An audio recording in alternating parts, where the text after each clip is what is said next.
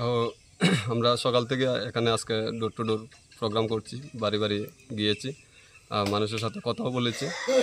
তো মানুষ যে আশা বা যে স্বপ্ন নিয়ে বিজেপিকে ভোট দিয়েছিলেন, সরকারে এনেছিলেন, কিন্তু আজ মানুষ অনেকটাই হতাশা ভুগছেন।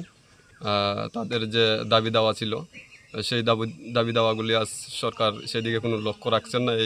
এই কারণে এলাকার মানুষ আমাদের কাছে দুঃখ প্রকাশ করেছেন আর আমাদেরকে আশ্বাস দিয়েছেন যে আমাদেরকে তারা সাপোর্ট করবেন।